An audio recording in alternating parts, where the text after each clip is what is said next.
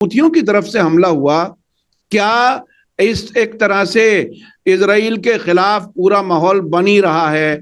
Israel की तबाही यकीनी बन चुकी है। अगर ये हारेडी वोट का मसला बना रहा तो मतलब है कि आपकी और 16 सीट कम हो जाएगी।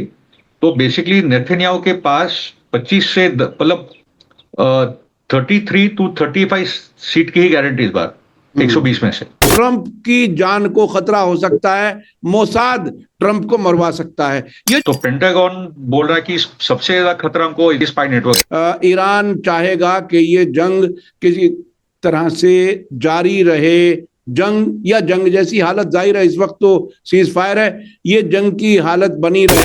ट्रंप की जरूरत है आज अग्रीमेंट, ईरान की जरूरत नहीं है।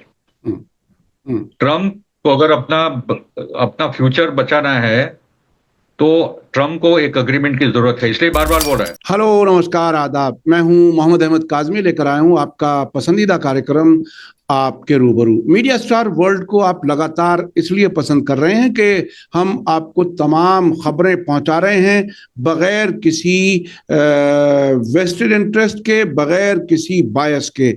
हमारी पूरी कोशिश रहती है कि वेस्टर्न मीडिया का जो हमला है उससे, उस प्रोपेगेंडे से आप बचें और सही सूरत हाल आपके सामने रखी जाए। साथ साथ कुछ जानकार लोगों से मुलाकातें भी इसीलिए हम कराते हैं ताकि सही नैरेटिव, सही खबर का रुख आप तक पहुंच सके। आज एक बार फिर फिरोज मीठी बोरवाला साहब से हम बात कर रहे हैं, जो मुंबई में रहते हैं और इंडो पैलेस्टाइन सॉलिडारिटी फोरम के फाउंडर जनरल सेक्रेटरी हैं। और इस जंग जो 2023 से 7 अक्टूबर 2023 से जो जंग शुरू हुई, कत्लेआम शुरू हुआ गाजा में, उसके बाद से अब तक दुनिया भर में इंटरनेशनल कॉन्फ्रेंसेस जो फिलिस्तीन के मसले पर हुई हैं उसमें वो मौजूद रहे, चाहे वो रूस का मॉस्को हो, तेहरान हो, या इस्तांबुल या बेरूत, और कराकास तक भी आप गए। तो ये जानकारी, कॉन्टैक्ट्स दुनिया भर में और उनसे इंफॉर्मेशन जो इकट्ठी होती है तो वो आप तक पहुंचाने की हम कोशिश करते हैं फिरोज मीठी बोरवाला साहब के मदद से। आज बहुत ही अहम दिन है। कल अमेरिकी एक अपेची हेलीकॉप्टर गिराया गया ईरान के जरिए, जिसको बाद में एक्सेप्ट किया गया। उसके बाद भी एक तरह से जंग छिड़ी और बहुत जल्दी अमेरिका ने यह कह दिया कि हमारी कार्रवाई पूरी हो गई, यानी वो बचने की कोशिश करते हैं। क्या कुछ होता है ये हम सब कुछ समझने की कोशिश करेंगे। पिछले 24 घंटे में, 48 घंटे में क्या हुआ, आगे क्या होने के इम्कान है। फिरोज मीठी बोरवाला साहब, वेलकम है आपका। मीडिया स्टार वर्ल्ड को आप समय दे देते हैं, उसके लिए बहुत बहुत शुक्रिया।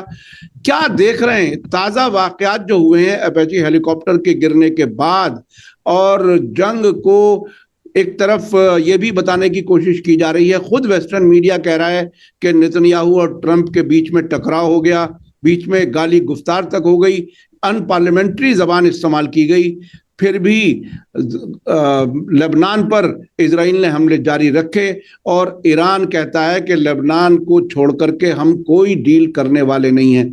क्या है, जेडी वेंस कह रहे हैं कि कुछ ही दिन में डील हो सकती है और हालात ग्राउंड पर बिल्कुल अलग हैं। कैसे देख रहे हैं आप?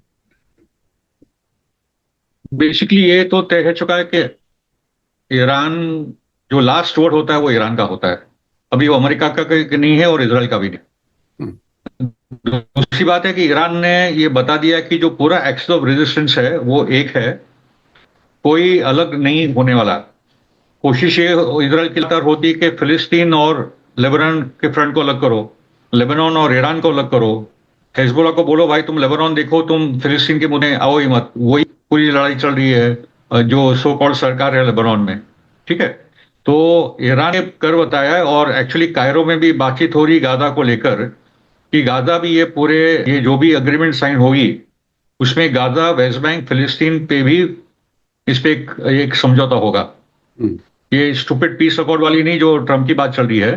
पर ये देखो, ये क्लियर है कि साउथ लेबनान में हमले जारी है जैसे आपने बताया, मगर जो दाई है, जो बेरूट का सबसे बड़ा इलाका है, एक बहुत बड़ी कॉलोनी में मैं जा चुका हूँ। 2006 में भयंकर बम हुई थी।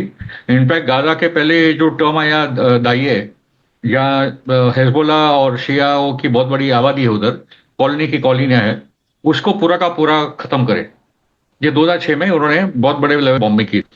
से इसको दाइए बोलते हैं कि गाजा का भी हम लोगों ने दाइए जैसा किया है। तो जब ये खतरा आया कि हम लोग अभी बेरूट में ये पूरा का पूरा सपाट कर देंगे, तब ईरान उतरा। ईरान उतरा वो तो मैं तुम्हें करने नहीं दूंगा, ये सीज फायर का कोई मतलब है नहीं। और ईरान ने जाके इजराइल पे भाई हमला किया। ये पहली बार देख रहे हैं कि ईरान पे हमला नहीं हुआ, मगर ईरान ने हिजबुल्लाह और लेबनान को बचा लिए। डिफेंड करने के लिए ईरान ने खुद इजराइल पे हमला किया। ये बहुत इंपॉर्टेंट है। अभी तक ये हमला होता है तभी वो कार्रवाई करता है। पहली बार हम लोग देखते हैं कि ईरान ने 4 कदम आगे अगर इजराइल को एक सबक सिखा दिया। दूसरी बात है कि हिजबुल्लाह को भी सीज फायर में इंटरेस्ट नहीं, क्योंकि सीज फायर का मतलब ये होगा कि जो इजराइल ने अभी टेरिटरी पकड़ के बैठे लेबनान में, वो उसके हाथ में ले जाए। वो हिजबुल्लाह होने नहीं देगा। तो हिजबुल्लाह बोला वो तो लड़ाई जाएगी, और उसी में इजराइल की पूरी आर्मी परेशान है, वो लोग कर नहीं पा रहे। हिजबुल्लाह का स्ट्रेटेजी बहुत क्लियर है, भाई आप लोग अंदर आ जाओ, फिर हम लोग आपको टारगेट करेंगे।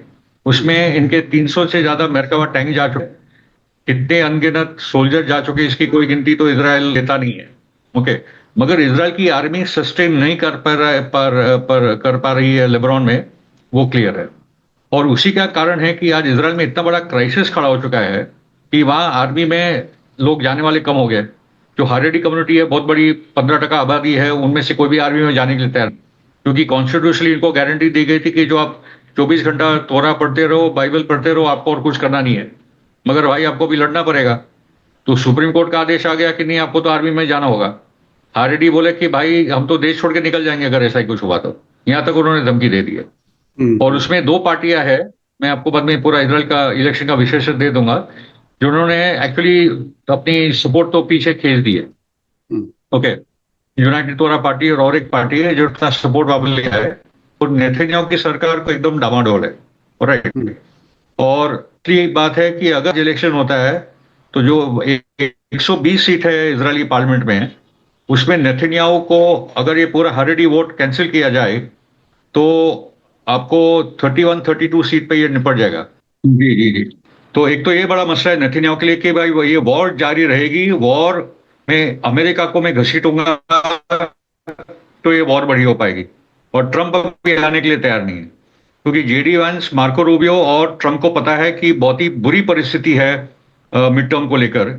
बड़े पैमाने पे रिपब्लिकन पार्टी हारने वाली है, और ट्रंप के लिए यह समस्या है कि हार गए बड़े पैमाने पे तो इम्पीचमेंट की तैयारी फिर उसको करनी पड़ेगी। एप्स्टीन फाइल का मैटर है, बाकी के उसके करप्शन के मैटर है, बहुत सारे चीजें हैं जिसपे ट्रंप इम्पीच हो जाएगा। तो ट्रंप अपनी एक सर्वाइवल की लड़ाई लड़ रहा है, नेतन्याहू दूसरी साल की लड़ाई लड़ रहा है, क्योंकि अगर वॉर की सिचुएशन है तो नेतन्याहू ये इलेक्शन आगे कर सकता है। ओके, तो इसलिए नेतन्याहू बहुत डेस्परेट है। मगर इजराइल के अंदर भी वो बात भी आ रही है कि भाई ये वॉर से हम लोग को मल्टी फ्रंट वॉर पे नुकसान ही नुकसान हो रहा है। ना हम लोग गाजा का हमास को कुछ हरा पाए, हिजबुल्लाह के सामने तो हम लोग हार रहे हैं, और ईरान बहुत बड़ी ताकत है, उसके सामने उन्होंने टिक नहीं पाएंगे। ये पूरी परिस्थिति पे आज हम लोग देख रहे हैं कि मिडल ईस्ट। और उसके साथ ये बोलना होगा कि कल जो अमेरिका ने आक्रमण किया हमारे शिप पे, और एक लफ्ज हमारी सरकार बोलने के लिए तैयार नहीं, बहुत बड़ी शर्मनाक की बात है। मोदी अपने आप को नेहरू जी के साथ कंपेयर कर रहा है। मतलब कोई कंपैरिजन नाम की चीज नहीं है। नेहरू जी एक जायंट थे, एक वैश्विक विश्वगुरु थे एक्चुअली। वो पूरी दुनिया उनकी तरफ देखती थी, और ये आदमी एक प्रेस कॉन्फ्रेंस नहीं कर पा रहे अपने 12 साल के इसमें। जी जी। अच्छा, सबसे बड़ी बात मैं समझता हूं हमारे सबके देखने वालों के जहन में एक सवाल बार बार कौंधरा होगा, मैं समझता हूं उस पर शुरू में बात कर ली जाए। सवाल यह है कि डोनाल्ड ट्रंप हर दिन तकरीबन या हर तीसरे दिन ये कह देते हैं कि डील बहुत नजदीक है ईरान के साथ। ईरान की तरफ से कभी डील की डिटेल के कहां बात हो रही है? क्या इस्लामाबाद में बात हो रही है या कहीं और बात हो रही है? उसकी डिटेल कहीं और से मिलती नहीं। तो ट्रंप जो बार बार कहते हैं, जेडी वेंस ने आज फिर कह दिया कि शायद 2-3 दिन में हो जाए या कुछ महीनों में हो जाए, यानी दोनों, ये वो भी अजीब सी बात कर रहा है। आपको क्या कुछ यकीन आता है कि कहीं वाकईन डील के लिए कोई मजबूत बुनियाद कहीं तैयार हो रही है? ऐसे इनस्टेबल प्रेसिडेंट के जमाने में क्या ईरान किसी भी इस किस्म के बयान पर, या कहीं बातचीत भी अगर हो रही हो, कौन ट्रंप की गारंटी दे सकता है? क्या कहीं वाकई बातचीत हो रही है या सब मजाक हो रहा है हर दिन? आई थिंक बातचीत तो हो रही है वाया पाकिस्तान।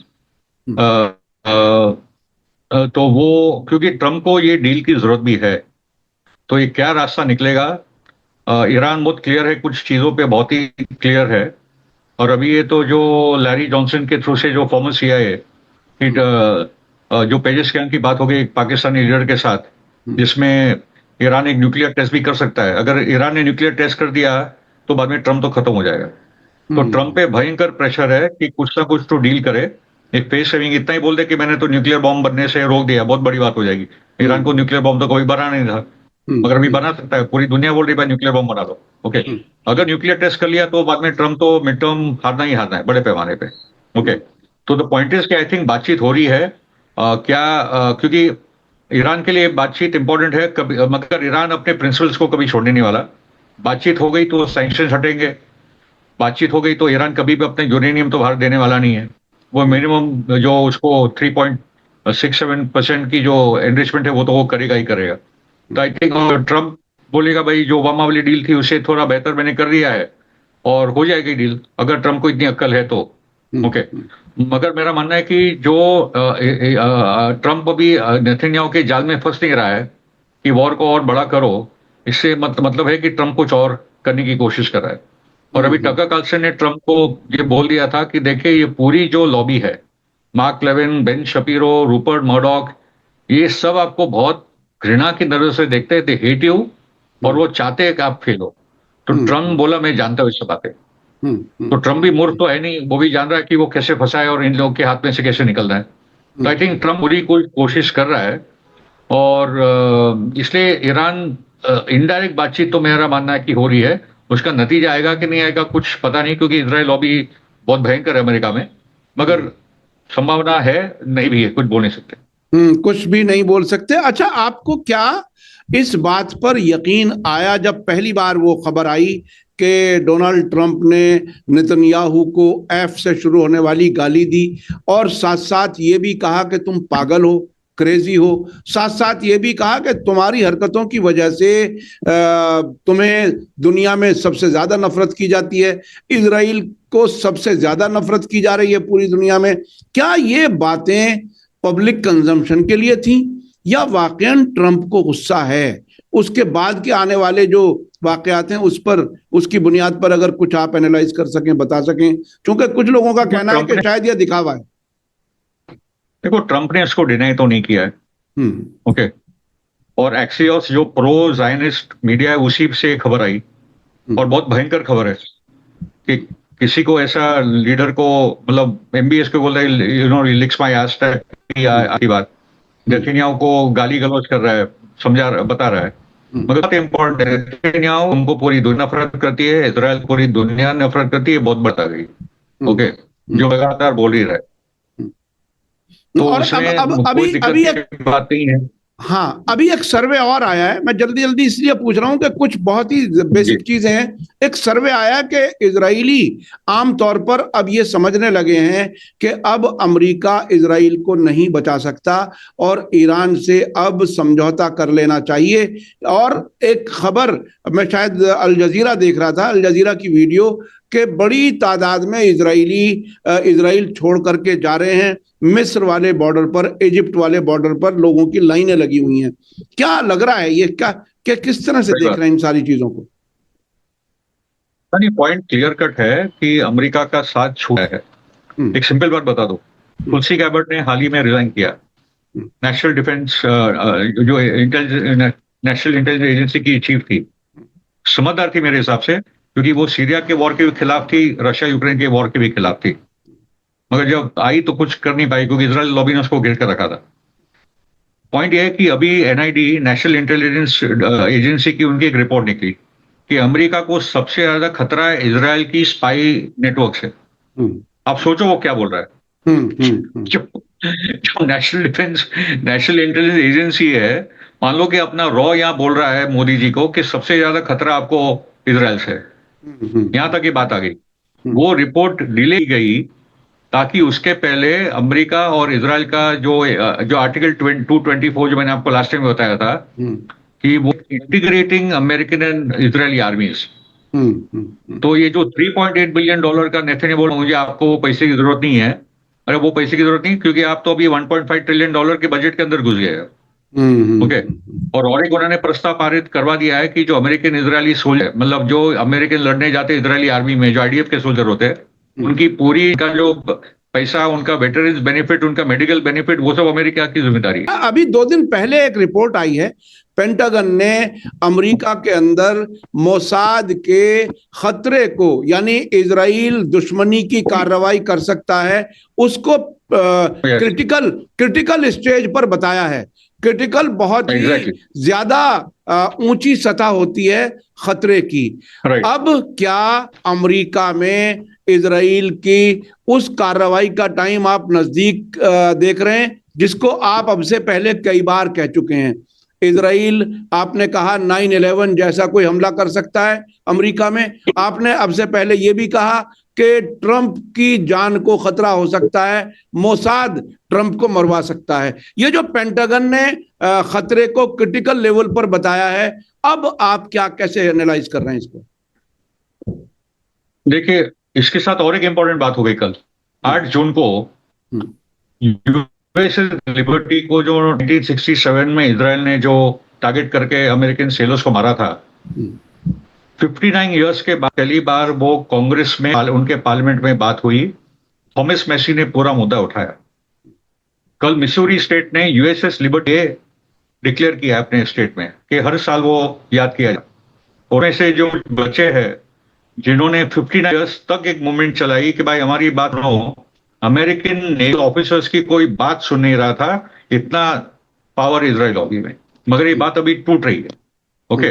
तो पेंटागन बोल रहा है कि सबसे ज्यादा खतरा हमको स्पाई नेटवर्क है, यूएसएस लिबर्टी की बात खुलकर बाहर आ जानी। मगर आप देखो कि अमेरिकन कांग्रेस के क्या हाल है। अमेरिकन कांग्रेस में 435 मेंबर होते हैं। ओके। उसमें 331 मतलब 76% एपैक स्पॉन्सर्ड है। APAC sponsored. ओके। 84 डेमोक्रेट्स है जो नॉन एपैक है, और 18 रिपब्लिकन है जो नॉन एपैक। मगर 331 पर आज भी 76% जो अमेरिकन कांग्रेस है वो एपैक ओन्ड एंड स्पॉन्सर्ड है। तो आज भी वो खतरा है। ठीक है। मगर वो मिड टर्म में टूटेगा, आने वाले 2028 में टूटेगा।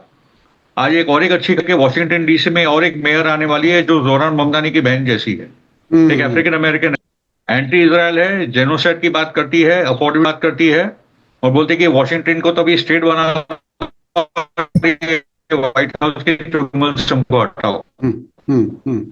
तो डरे हुए हैं कि जोरान ममदानी की बात फैलती जा रही है, वो पूरा फैलता जा रहा है। ओके। उसका इंपैक्ट गवर्नर इलेक्शन पे, सेनेट इलेक्शन पे, कांग्रेस में, और अभी जो आने वाला मिड टर्म। तो जो प्रक्रिया 7 अक्टूबर के बाद चालू हो गई है, वो अमेरिका थे कि अमेरिका के एंटी इजराइल माहौल बनेगा, और ट्रम्प बोलेगा कि भाई तुमको तो सब लोग नफरत करते हैं। ओके। तो बहुत तेजी से परिवर्तन आ रहा है। और ईरान ने जो काम, देखो आज ईरान सुपर पावर बन चुका है, क्योंकि अभी भी बात नहीं है, क्योंकि हॉर्मुज और बाबल मंदब, जहां से दुनिया का 50% ट्रैफिक होता है ट्रेड का, ये दोनों आज एक्सिस के हाथ में है, रिजर्व्स के हाथ में। ठीक है।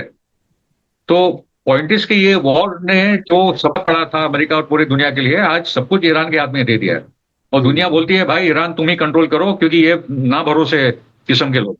अमेरिका के क्या लेना देना स्ट्रेट ऑफ हॉर्मुज में? क्यों ब्लॉकेट करो भाई? ना तुम्हारा तेल वहां से आता है जाता है, कुछ लेना देना नहीं। तुम तो खुद एक एक्सपोर्टर हो, निकल जाओ वहां से। 90% जो ट्रेड है तेल और गैस का, वो तो एशियाई कंट्रीज का है, उसके बाद यूरोप जाता है। तुम्हारा तो कुछ लेना देना नहीं है। तो there are good things happening and Iran is at the centre of the entire change. Iran जो है वो मरकज है, सेंटर है, केंद्र है इस पूरी तब्दीली का, और ईरान एक सुपर पावर की तौर पर उठ रहा है। और हॉर्मुज और बाबल मंदब दोनों ईरान या ईरान के साथी एक्सिस ऑफ रेजिस्टेंस यमन के हाथ में है, जिससे पूरी दुनिया की इकोनॉमी और ज्यादा हिल सकती है। इस वक्त इजराइल के जहाजों पर पाबंदी लग चुकी है हूथियों की तरफ से। अच्छा, मैं एक चीज देख रहा था, बीच में गौर करते रहते हैं, खबरें आ रही हैं उससे चीजें समझते रहते हैं। अभी 2 दिन पहले जब ये इजराइल के खिलाफ हमले हुए, ईरान में मैंने वीडियो देखी करमानशाह की, जो इराक बॉर्डर के नजदीक है। एक ही फ्रेम में, यानी कैमरे के एक ही फ्रेम में, आसमान में तो वो मिसाइलें जा रही थी इजराइल की तरफ और लोग खुशियां मना रहे थे। मैंने लेबनान में बात की, बैरूत में भी इसी तरह से खुशियां मनाई गई, इराक में इसी तरह से खुशियां मनाई गई, यानी यमन में। मैं इस तरह से देख रहा हूं, हालांकि अभी जिस तरह से जंग चल रही है, जिसमें ईरान की अपमैनशिप पूरी तरह से साबित हो चुकी है, इस वक्त एक तो यह कि लोगों की नफ्सियात बदल गए। आमतौर पर जंग शुरू होती थी, जंग की खबर आती थी तो लोग डर जाते थे, सहम जाते थे, ना मालूम कितने लोग मारे जाएं, क्या हो। एक तो वो डर पूरी तरह से निकला हुआ नजर आ रहा है, ना सिर्फ हुकूमतों का बल्कि इस एक्सिस ऑफ रेजिस्टेंस का। ऐसी खुशियां मनाना, यानी मिसाइल जा रही है, उन्हें यह महसूस होना चाहिए कि उधर से जवाबी कार्रवाई भी होगी जिसमें हम मारे जा सकते हैं, लेकिन वहां खुशी मनाई जा रही है। दूसरे, ये जो हूथियों की तरफ से हमला हुआ, क्या इस एक तरह से इजराइल के खिलाफ पूरा माहौल बनी रहा है, इजराइल की तबाही यकीनी बन चुकी है, चलो हम भी अपने हाथ धो लें। यानी मैं उसको हल्का नहीं कह रहा हूथियों के हमले को, लेकिन शायद अभी इतनी जरूरत नहीं थी। ये ओवरऑल जो साइकोलॉजिकल स्टेट ऑफ माइंड जो बदला है इस पूरे इलाके का, उसे कैसे देख रहे हैं? जी जी, हूथियों का आना बहुत इंपॉर्टेंट बात है। वो अमेरिका के लिए भी मैसेज है कि पूरा रेड सी, सुएज कनाल, बाबेल बंदर भी बंद हो जाएगा। ट्रंप को ये सुना दिया, उन्होंने समझा दिया है। ओके, ये पूरा इलाका भी हमारे कब्जे में है, तुम्हारा कुछ मामला नहीं है। दूसरी बात है कि इसने इस बार सिविल टारगेट को नहीं किया। अमेरिका सिविलियंस को मारा, नहीं तो ने बहुत सिविलियंस को मारा है। 3,000 से ज्यादा लेबनान में शहीद हो चुके हैं, ईरान में भी 3,000 से ज्यादा लोग मारे गए। तो वो भी इस बार समझ रहे कि भाई अभी कुछ तमीज से हमको बर्ताव हमारा करना पड़ेगा, पुराना मामला नहीं चलेगा। तो आई थिंक और जैसे मैंने कहा ना कि इस बार ईरान ने इनिशिएटिव लिया, इस बार ईरान ने इनिशिएटिव लिया इजराइल को मारने में। वो चौंक गए थे, उनको अंदाजा नहीं था कि ईरान एक्चुअली रिप्लाई करेगा। जो बेरूट में जिन्होंने धमकी दी थी, उन्होंने 2 लोग को मारा, उसके बाद ईरान ने तुरंत जवाब दे दिया। इजराइल को नहीं था पता कि ईरान अपने आप इस किस्म से आ जाएगा। इसमें अभी और एक बात बता दो आपको, थोड़ा इजराइल के इंटरनल पॉलिटिक्स को समझना बहुत जरूरी है, और मैंने पूरे आंकड़े निकाल के रखे हैं। जी जी जी, देखिए 3 ब्लॉक्स है बेसिकली। ओके, 3 ब्लॉक्स है।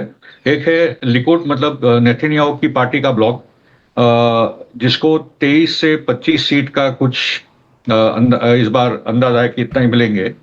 120 सीट का उनका पार्लियामेंट होता है, 61 सीट जिसको मिल गई वो पार्लियामेंट चलाता है। ठीक है, सरकार चलाता है, सरकार बन जाती है उसकी। हाँ, सरकार बन जाती है उसकी। ठीक है ना।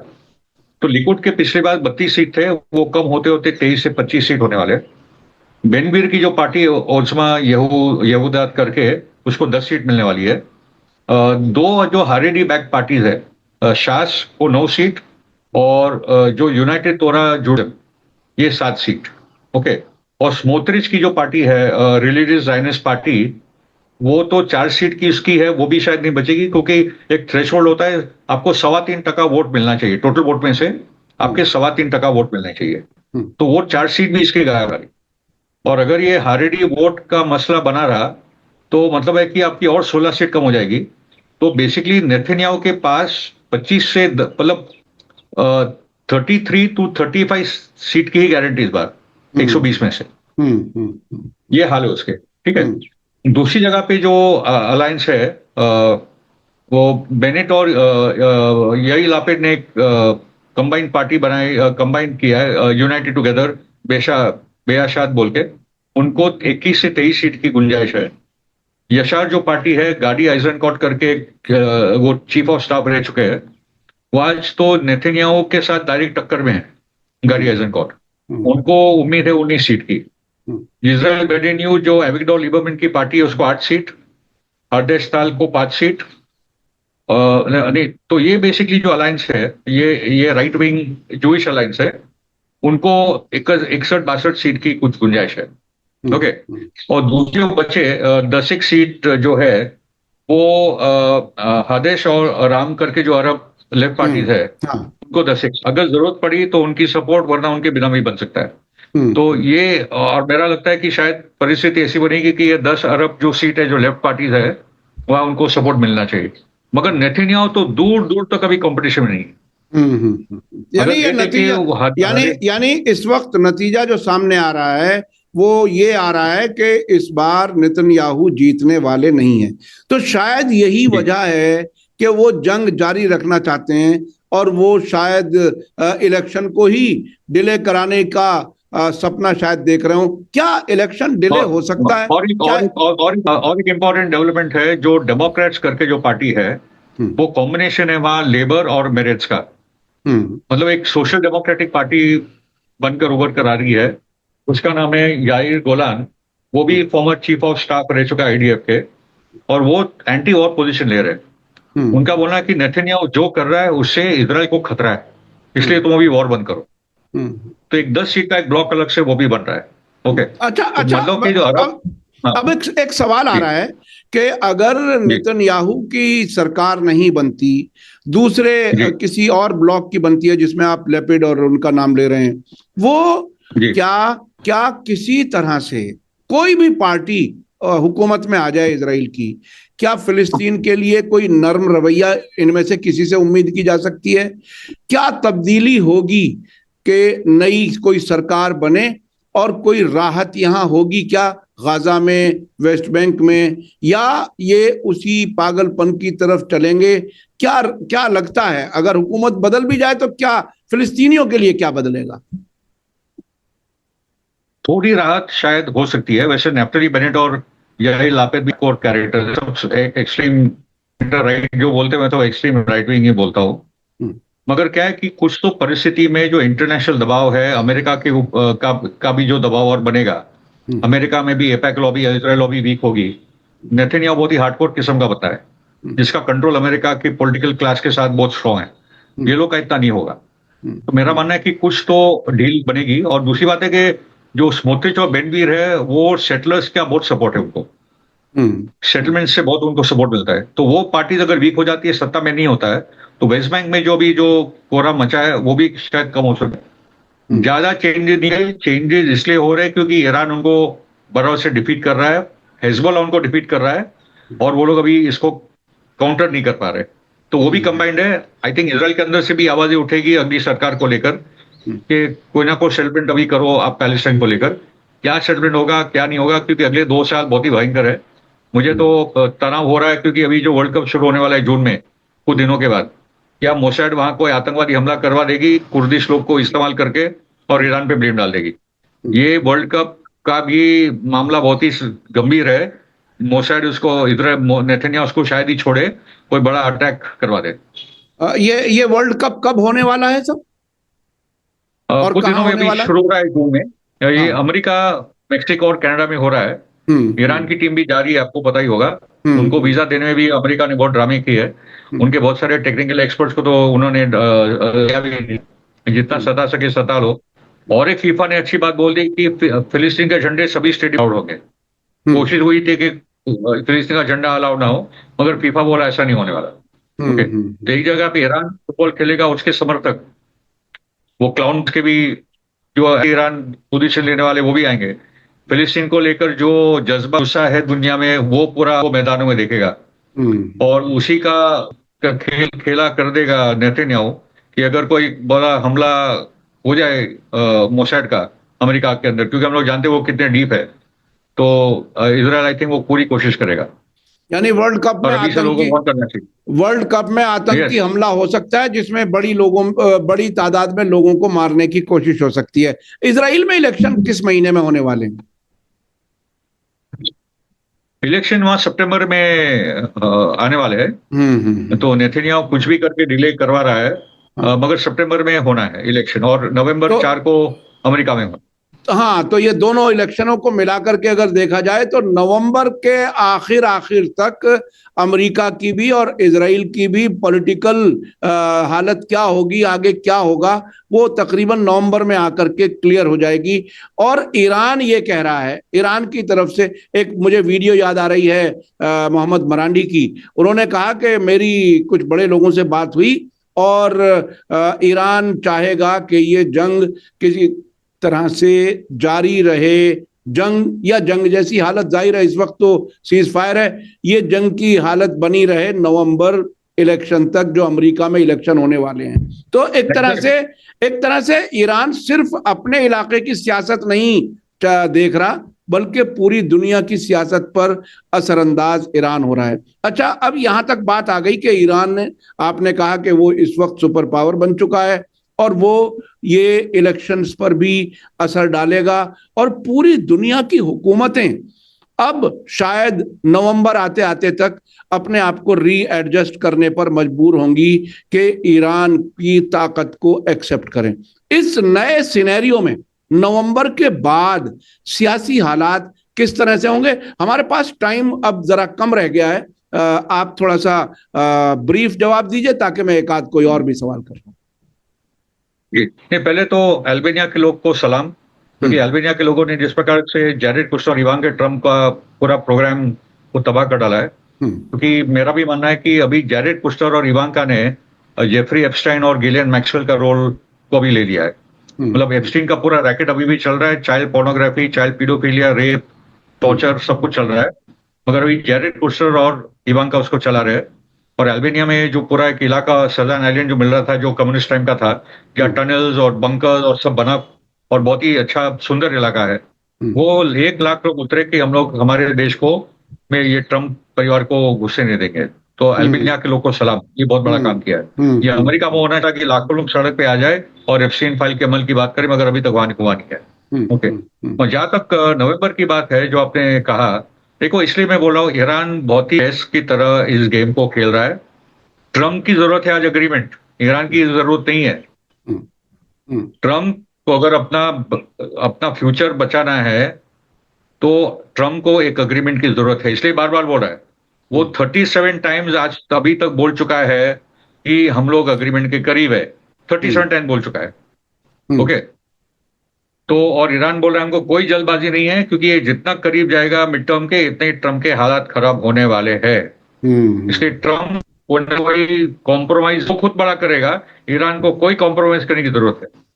ओके, क्योंकि ईरान बातचीत में भी सक्षम है और वॉर में इन लोग से ज्यादा ताकतवर है।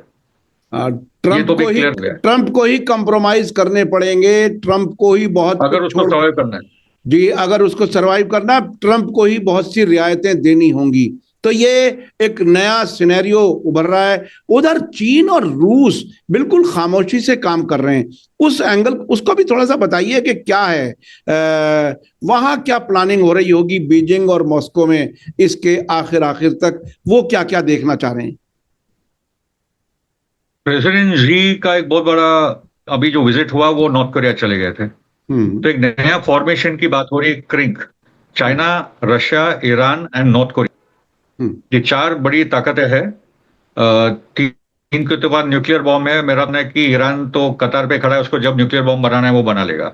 तो CRINK और खुद प्रेसिडेंट जी गए नॉर्थ कोरिया। तो सोचो कि नॉर्थ कोरिया की क्या अहमियत है चीन के लिए और रूस के लिए, क्योंकि पुतिन भी जा चुके हैं। तो नॉर्थ कोरिया को हम लोग एक कोने का देश और वो वगैरह वगैरह नहीं है, वो भी एक पावर है जिससे अमेरिका डरता है।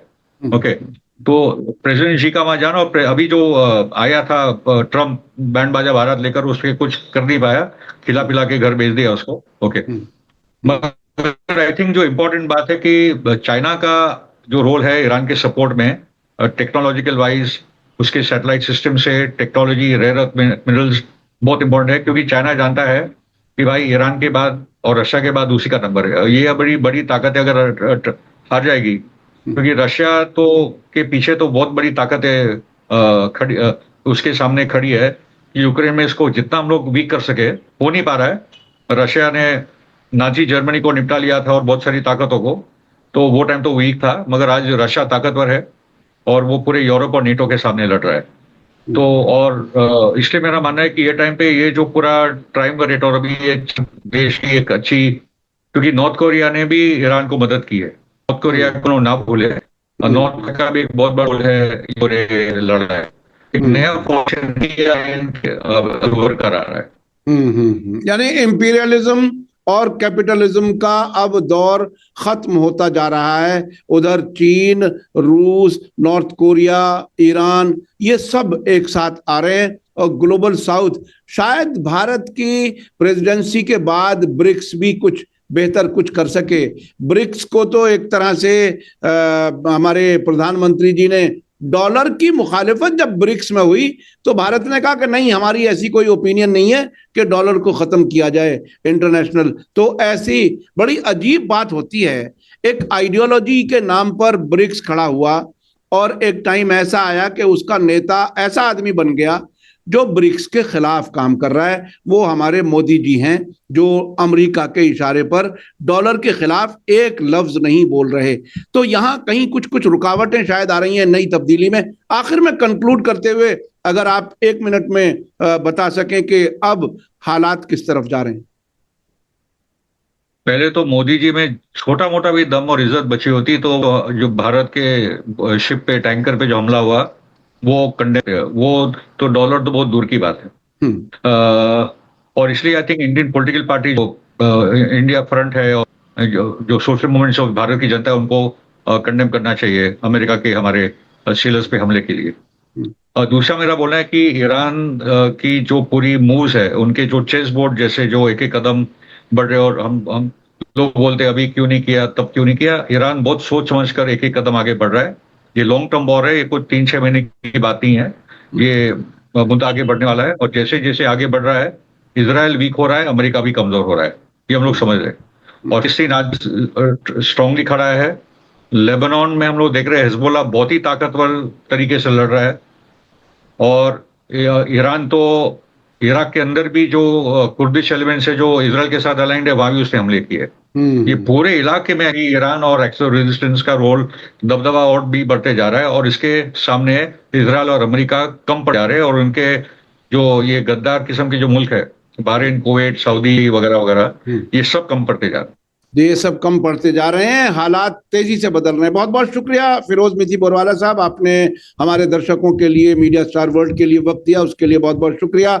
मैं अपने दर्शकों से कहना चाहूंगा कि बहुत ही गहराई से इंफॉर्मेशन देते हैं मिथी बोरवाला साहब। आप लोग इसको ज्यादा से ज्यादा वीडियो को शेयर कीजिए ताकि सही और सच्ची बातें ज्यादा से ज्यादा लोगों तक पहुंच सकें। इसी के साथ मुझे दीजिए इजाजत। धन्यवाद, शुक्रिया। जय भारत, जय हिंद।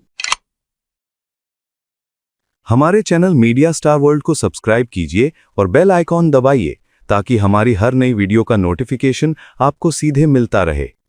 अगर आपको हमारी खबरें पसंद आती हैं तो उन्हें अपने व्हाट्सएप, इंस्टाग्राम, फेसबुक और ट्विटर अकाउंट्स पर शेयर करना ना भूलिए ताकि और लोग भी हकीकत से वाकिफ हो सकें।